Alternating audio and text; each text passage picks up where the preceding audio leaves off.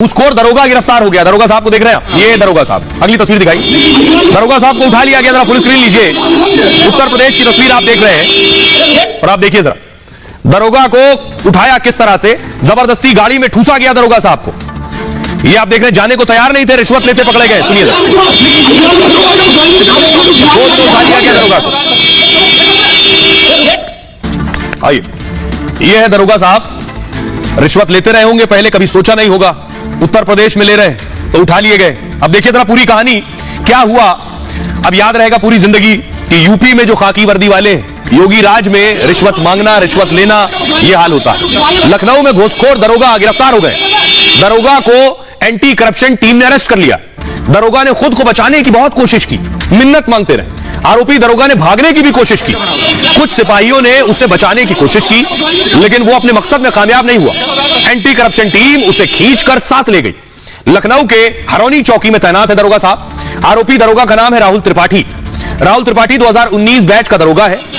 राहुल त्रिपाठी पर घूस लेने का आरोप है और एंटी करप्शन ब्रांच ने 10,000 रुपए घूस लेते गिरफ्तार किया।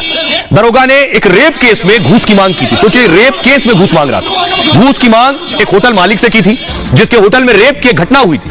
होटल मालिक से 20,000 रुपए मांगे थे दरोगा बाबू ने। पैसे नहीं देने पर फंसाने की धमकी दी थी।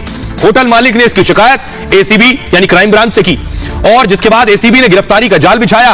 पैसे लेकर होटल मालिक को दरोगा के पास भेजा गया। जैसे ही उसने घूस के पैसे लिए, फौरन गिरफ्तार कर लिया गया। दरोगा के खिलाफ पीजीआई थाने में एफआईआर दर्ज की गई है। अब ऐसी ड्यूटी करना दरोगा साहब के लिए भी मुश्किल होगा और उत्तर प्रदेश में जो खाकीधारी इस तरह की हरकत करते हैं, उनके लिए भी एक संदेश है। खबरों में आगे बढ़ते हैं। एक खबर आई है, घूसखोर दरोगा के बाद आतंकी के पैर में जीपीएस। तस्वीर में आपको दिखाऊंगा, फुल स्क्रीन लीजिए जरा। आतंकी को आप देख रहे हैं, गुलाम भट्ट। गुलाम भट्ट के पैर में, अगर आप देखिए, पैर में देख रहे हैं आप, गुलाम भट्ट के पैर में कुछ बांधा जा रहा है। इसे कहते हैं जीपीएस।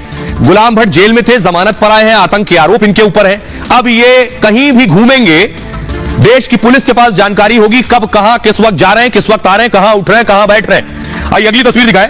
ये जो आप देख रहे हैं, ये पैर में जो बांधा जा रहा है, यही है वो जीपीएस।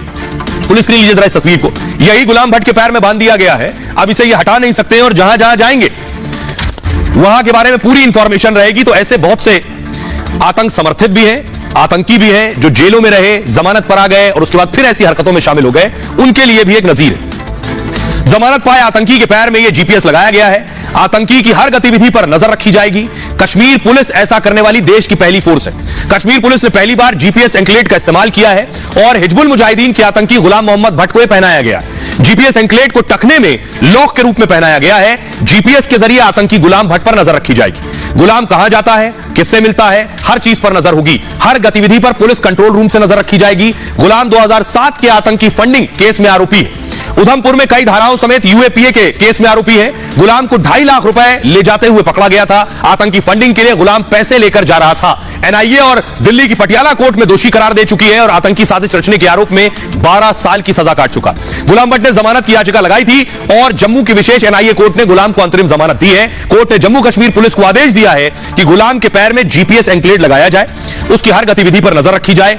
अमेरिका, ब्रिटेन और दक्षिण अफ्रीका, ऑस्ट्रेलिया जैसे जो देश है, न्यूजीलैंड, ये जीपीएस एंकलेट का इस्तेमाल करते हैं। परोल, नजरबंद आरोपियों पर नजर रखने के लिए इसका इस्तेमाल किया जाता है। इससे जेलों में कैदियों की भीड़ कम हो सकती है। केंद्रीय गृह मंत्रालय की संसदीय कमेटी ने यह सलाह दी थी। जेल सुधार के तहत जीपीएस एंकलेट के इस्तेमाल की सलाह दी गई थी कि यह लगा दीजिए, उसके बाद छोड़ दीजिए।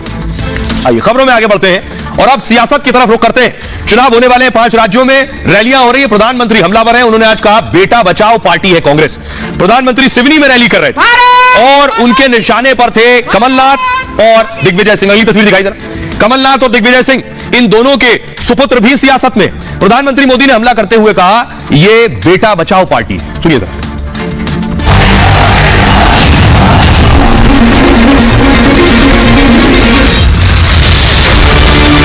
प्रधानमंत्री मोदी इन दिनों फुल चुनावी मोड में है। कांग्रेस यहां सरकार बनाने के लिए क्यों छटपटा रही है भाई? क्या जरूरत पड़ गई है? पागल की तरह दौड़ रहे हैं क्या? जैसे जैसे मतदान की तारीख नजदीक आ रही है, वैसे वैसे नरेंद्र मोदी का कांग्रेस पर हमला बढ़ता जा रहा है। मोदी की रैली में कांग्रेस का परिवारवाद और लूट खसोट सबसे ऊपर है।